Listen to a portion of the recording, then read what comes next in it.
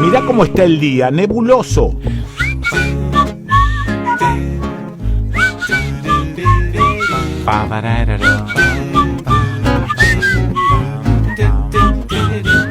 Pero te puedo estar mintiendo también.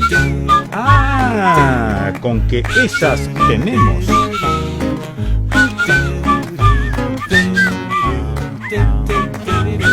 ¿Y de qué serviría mentirte sobre el tiempo? No sé. ¿Algún provecho? ¿Algún provecho le sacaríamos a la mentira? Sí. Hacer que venga el turismo. ¡Ay, es un día maravilloso! Es un día increíble aquí en San Marcos.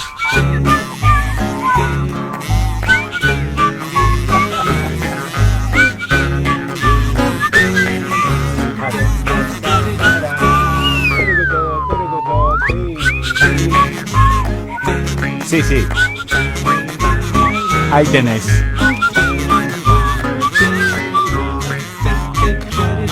Un día maravilloso en San Marcos Sierras. Vengan.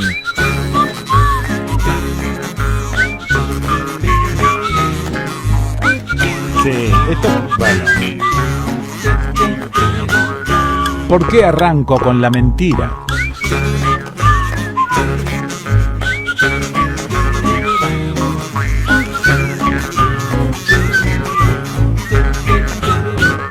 Porque sirve para justificar algunas cosas.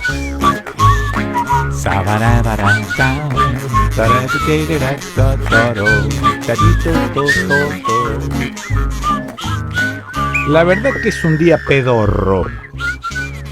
Pero arranco con esto, con esta posibilidad, con T final. ¿Viste la gente que en lugar de poner D pone T? Posibilidad, salud. Tengo un amigo que... bueno, no lo nombro. No quiero. No lo nombro, lo oculto. Buen día, buenas tardes, buenas noches, buenas no sé qué, porque depende del horario en que estés escuchando el desconcierto. Pero te arranqué diciéndote, es un día pedorro, y la verdad es que es un día pedorro, pero ¿será la verdad que es un día pedorro? ¿O yo no quiero que venga nadie hoy? Y entonces digo que es un día pedorro. Pero fíjate vos que si yo estoy viviendo del turismo en un pueblo como San Marcos Sierras, debería decir, ¡oh, qué clima maravilloso que hay en San Marcos Sierras! No deje de venir. ¿Y por qué arranco para ese lado? Porque estuve leyendo algo que me mandó Héctor Martino, que es un oyente de este dignísimo programa. Y entre otras cosas que me viene mandando desde hace tiempo, me envió un PDF titulado Recuerdos de la Guerra Civil Española. Pertenece a George Orwell, nada menos. El tipo estuvo en la Guerra Civil Española. Por eso tiene recuerdos de la Guerra Civil Española. Tomé un pedacito del capítulo número 4. Es muy largo esto, como para leerlo, digo. En realidad para leerlo es corto, pero para leerlo en altavoz y en un programa de radio es largo y es bastante denso. Pero hay un pedacito del capítulo 4 que tiene que ver con todo lo que venimos conversando desde hace mucho. A ver, vos escuchá y andá haciendo extrapolaciones. Sí. Y tratá de ver de qué manera esto, que fue escrito alrededor del año 1936, la Guerra Civil Española va del 36 al 39, por ahí, ¿no?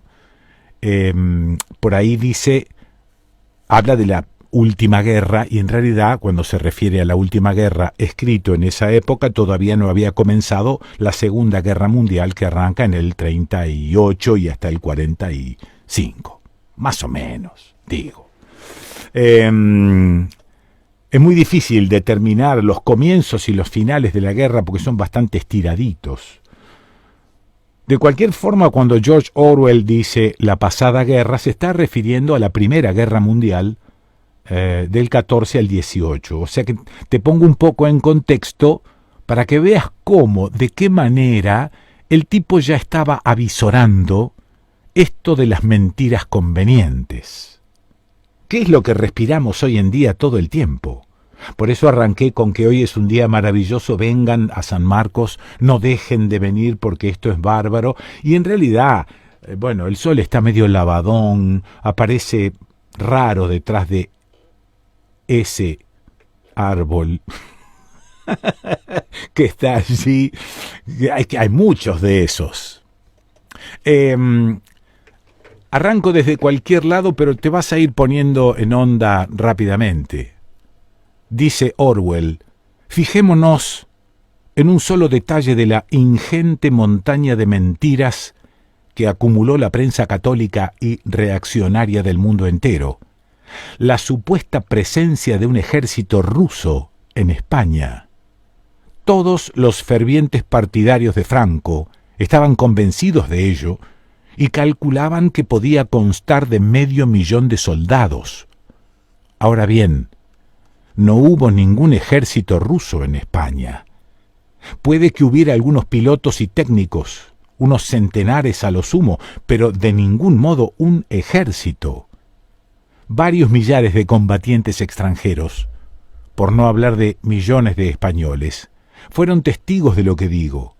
Sin embargo, sus declaraciones no hicieron mella alguna en los partidarios de Franco, que por otro lado no estaban en la España republicana.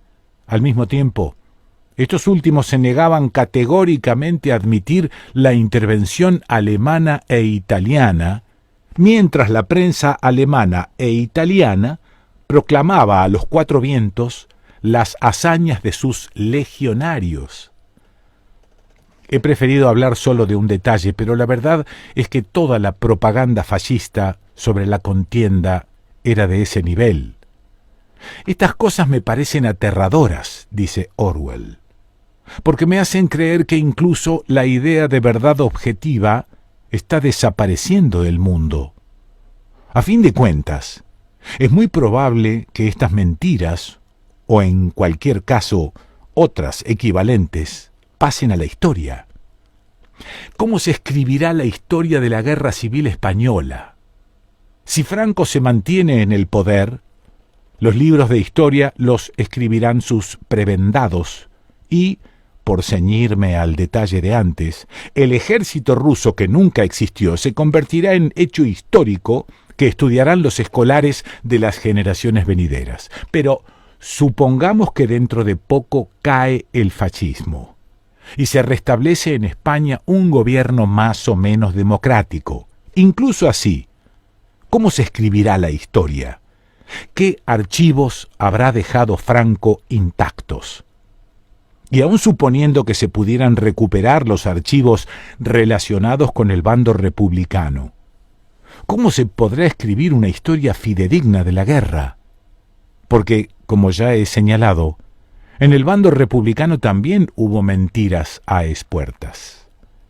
Desde el punto de vista antifascista, se podría escribir una historia de la guerra que sería fiel a la verdad en términos generales, pero sería una historia partidista que no merecería ninguna confianza en lo que se refiere a los detalles de poca monta. Sin embargo, es evidente que se escribirá una historia, la que sea, y cuando hayan muerto los que recuerden la guerra, se aceptará universalmente. Así que, a todos los efectos prácticos, la mentira se habrá convertido en verdad. Sé que está de moda decir que casi toda la historia escrita es una sarta de mentiras, dice Orwell en 1936. Estoy dispuesto a creer que la mayor parte de la historia es tendenciosa y poco sólida, pero lo que es característico de nuestro tiempo es la renuncia a la idea de que la historia se podría escribir con veracidad. En el pasado se mentía a sabiendas, o se maquillaba de forma inconsciente lo que se escribía, o se buscaba denodadamente la verdad sabiendo muy bien que los errores eran inevitables. Pero en cualquier caso se creía que los hechos habían existido y que eran más o menos susceptibles de descubrirse. Y en la práctica había siempre una considerable parte, un caudal de datos que casi todos admitían. Si consultamos la historia de la última guerra, la Primera Guerra Mundial, por ejemplo en la Enciclopedia Británica, veremos que una parte considerable del material procede de fuentes alemanas. Un historiador británico y otro alemán podrían disentir en muchas cosas, incluso en las fundamentales, pero sigue habiendo un acervo de datos neutrales, por llamarlos de algún modo, que ninguno de los dos se atrevería a poner en duda. Es esta convención de base que presupone que todos los seres humanos pertenecemos a una misma especie, lo que destruye el totalitarismo. La teoría nazi niega en concreto que exista nada llamado la verdad. Tampoco, por ejemplo, existe la ciencia. Lo único que hay es ciencia alemana, ciencia judía, etc. El objetivo tácito de esa argumentación es un mundo de pesadilla en el que el jefe o la camarilla gobernante controla no solo el futuro, sino también el pasado. Si el jefe dice de tal o cual acontecimiento que no ha sucedido, pues no ha sucedido. Si dice que 2 y 2 son 5, 2 y 2 serán 5. Esta perspectiva me asusta mucho más que las bombas. Y después de las experiencias de los últimos años, no es una conjetura hecha a tontas y a locas. Pero ¿es infantil o quizá morboso asustarse con imágenes de un futuro totalitario? Antes de descartar el mundo totalitario como pesadilla que no puede hacerse realidad, recordemos que en 1925 el mundo actual habría parecido una pesadilla que no podía hacerse realidad. Contra ese mundo cambiante y fantasmagórico, un mundo en el que lo negro puede ser blanco mañana, en el que las condiciones climatológicas de ayer se pueden cambiar por decreto, solo hay 2 garantías. Una es que, por mucho que neguemos la verdad sigue existiendo, por así decirlo, sin nuestro consentimiento. Y en consecuencia, no podemos tergiversarla de manera que lesione la eficacia militar. La otra es que mientras quede parte de la tierra sin conquistar, la tradición liberal seguirá viva. Si el fascismo, o tal vez una combinación de fascismos, se adueña del mundo entero, las 2 garantías dejarán de existir. En Inglaterra, dice Orwell, infravaloramos esos peligros porque, provistos de una fe sentimental por nuestras tradiciones y nuestra seguridad pasada, creemos que al final todo se arregla y nunca pasa lo que más tememos.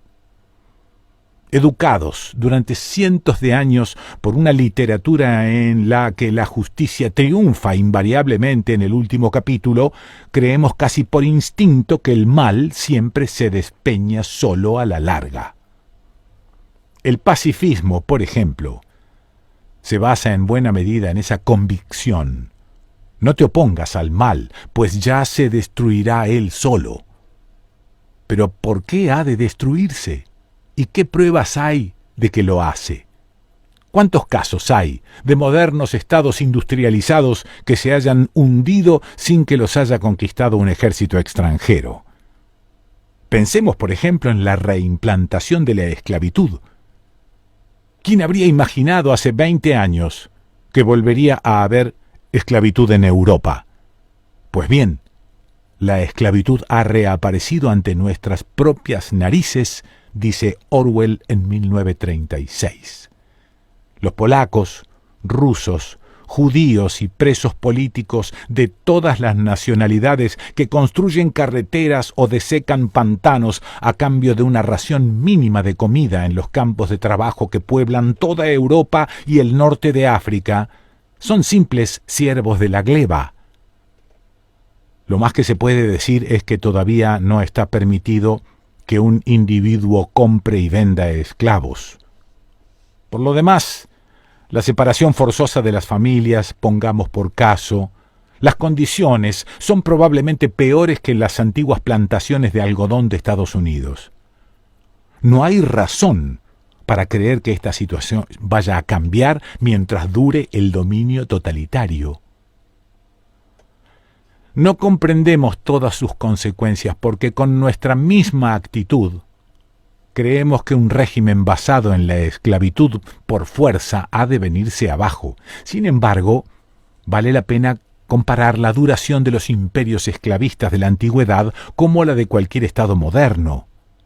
Las civilizaciones basadas en la esclavitud han durado, en total, alrededor de 4000 años.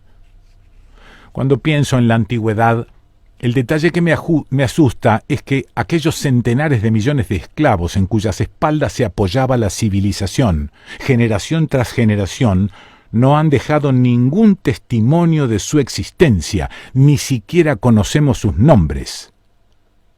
¿Cuántos nombres de esclavos conocemos en toda la historia de Grecia y Roma? Se me ocurren 2, quizá 3. Uno es Espartaco, el otro es Epícteto. Y en la sala romana del Museo Británico hay un vaso de cristal con el nombre de un artífice grabado en el fondo, Félix Fécit. Tengo una vívida imagen mental del pobre Félix. Un galo pelirrojo con un collar metálico en el cuello, pero cabe la posibilidad de que no fuera esclavo, así que solo conozco con seguridad el nombre de 2 esclavos y creo que pocas personas conocerán más. El resto duerme en el más profundo silencio. Así termina el capítulo 4 de Recuerdos de la Guerra Civil Española, de George Orwell, escrito en el 36. Digo, ¿y por qué lo traje a cuento? Porque me parece que vivimos más o menos la misma situación. El mismo dominio de los medios de comunicación sobre la soncera humana. Porque tengo muy en cuenta lo de la soncera humana. Ya no la soncera criolla. La soncera humana. Digo, ¿cómo es posible que sigamos creyendo en algunas cuestiones que nos plantean los medios de comunicación? Inclusive, ¿cómo es posible que sigamos creyendo a Pessoa que está hablando de cómo es que creemos en lo que nos dicen los medios de comunicación? A esto me refiero, a poner en tela de juicio las cuestiones que vamos leyendo, las cuestiones que vamos absorbiendo, porque si no las ponemos en tela de juicio, no las podemos discutir. Las tomamos como dogmas, como verdades de apuño.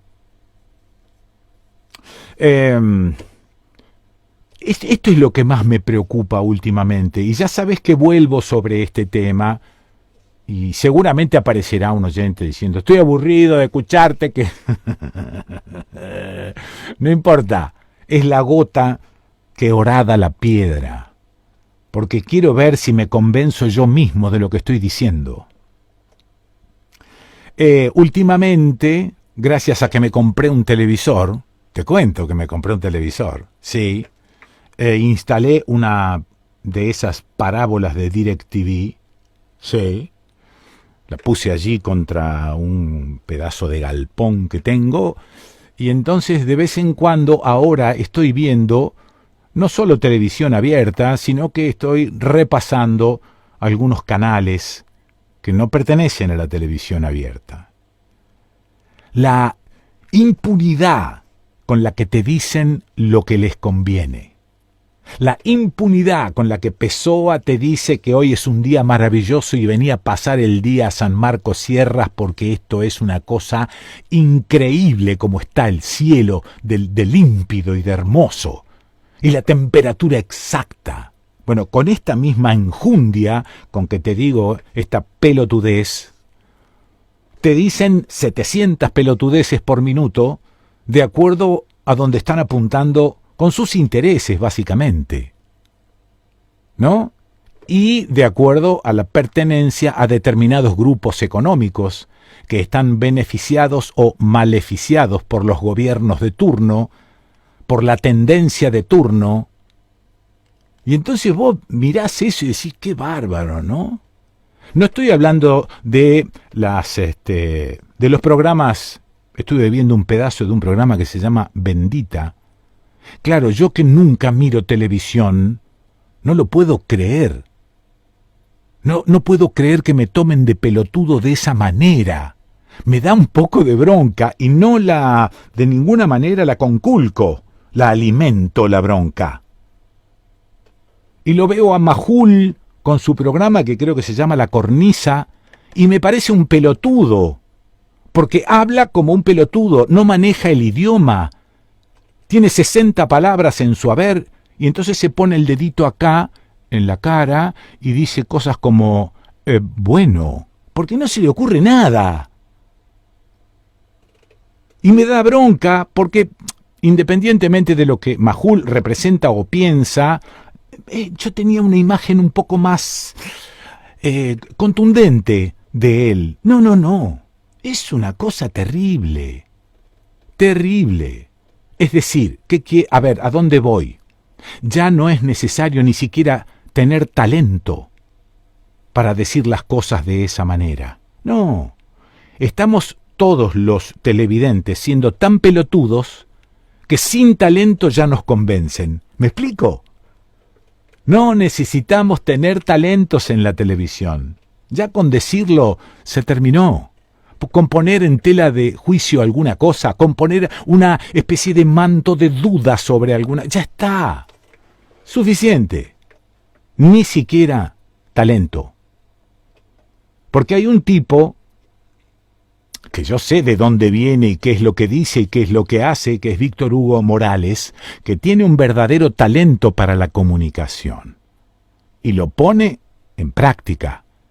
Pero lo vi a Majul y la verdad es que me decepcionó. No porque hubiese creído yo que Majul era una maravilla. No, pensé que tenía un poco más de cacumen, un poco más de formación.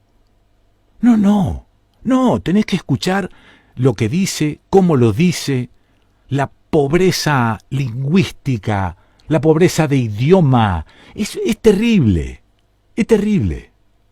Solo con algunas investigaciones que va haciendo, que por supuesto están sesgadas para el lado que a él le interesa. Pero me llama la atención, por ahí nos sentamos con la patroncita. Insisto, no estamos acostumbrados, y menos mal, estamos a salvo de esa televisión. En realidad de la televisión. No, de esa televisión. Porque cuando vos podés elegir de entre algunas cosas, bueno, no sé, está Netflix para ver algunas películas. Está bien que Netflix también participa de un negocio gigantesco, que es el negocio de las producciones. Y también allí se manifiesta buena parte de esta argolla que tenemos puesta en la nariz, como si fuese un toro de la rural, y con una cuerdita livianita nos van llevando. Y esto también es cierto. Pero existe una posibilidad un poco mayor de elecciones. Sí. No, la televisión abierta es una maravilla. Sí. Tenés que ver también TN y esas cosas, ¿no? O el canal específico del diario La Nación. Pero en ese caso me resulta un poco más sencillo saber desde dónde me están hablando. La Nación es un diario, el diario del poder, ya sabés. Sí, cuando querés saber lo que está pensando el poder, bueno, vas a La Nación. Y si en un día de paro como el de ayer y semiparo como el de antes de ayer abrís el diario La Nación, vos sabés que las informaciones sobre el paro no van a estar en la portada. En la portada está Macri con Caputo y la renuncia de Caputo y quien va al Banco Central y la flaca esta de pelito corto del Fondo Monetario Internacional. Todo eso está ahí. Después un poquito más. Ya sabés cómo es esto. Seguro que sabés cómo es esto. Pero digo, está un poco más claro. Cuando está un poco más claro, a mí me gusta un poco más. Sí. Pero cuando está claro y burdo, cuando está claro, burdo y pobre, cuando está claro, burdo, pobre y me toman de boludo, ya me enojo un poco. Me enojo un poco. Vuelvo a Orwell. Fíjate las opiniones de Orwell en el año 1936 respecto de las informaciones, respecto de la historia, respecto de cómo se cuenta la historia. Acá tenemos a don Leguizamón, que revisa de vez en cuando algunas historias y tiene como característica fundamental relacionar esas historias con lo que ha sucedido en los últimos años en nuestro país, en materia musical o lo que fuere, y esa relación es muy atractiva, pero también cuenta el desde dónde nos han contado toda nuestra historia. ¿Desde qué lugar? Y fíjate que Orwell anda orillando el mismo tema. Y estoy hablando de, ¿cuánto? ¿80 años atrás? Y sí, 80 años atrás. Quiere decir que no es tanto tiempo 80 años.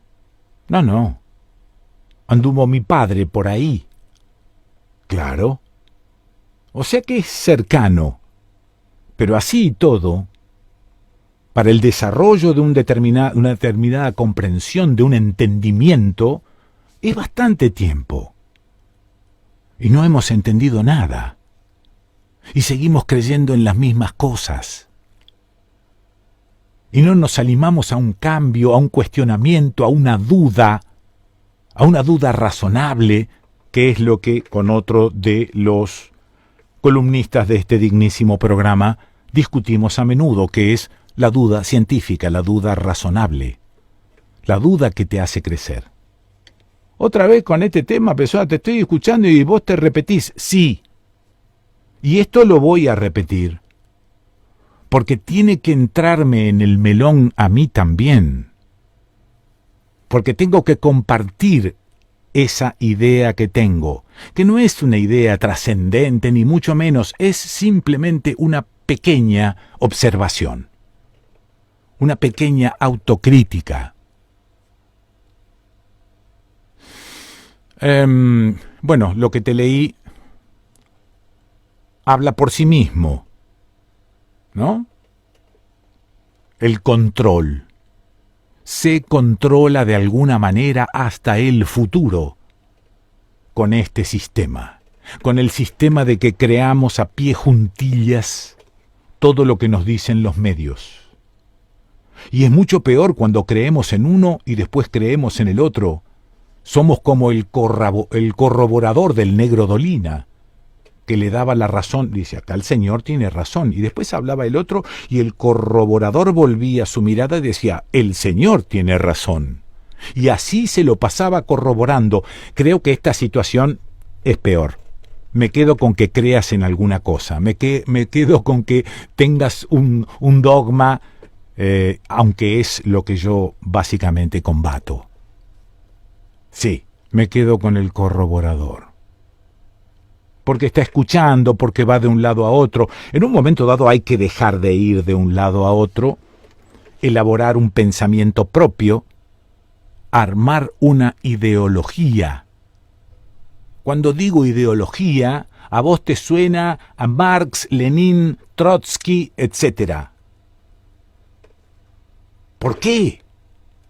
Conjunto de ideas que de alguna manera conforman un individuo. No sé si la definición es esa. Ideología. Conjunto de ideas que hacen que un individuo sea tal. Individuo. Con sus reacciones. Conjunto de ideas que como un cofre se puede echar mano a alguna de ellas, guardadas ahí adentro, para defender una postura determinada. Esto es, ¿qué Marx, Lenin, Trotsky y el zurdismo? Conformar una ideología es eso, elegir una forma de vida y llevarla adelante, y que esa ideología sea el apoyo que tengo, pero tampoco transformarla en una cosa de bronce. Dejar que se vaya modificando con el tiempo, con las experiencias y con las cosas que escucho y que incorporo. Eso es una ideología.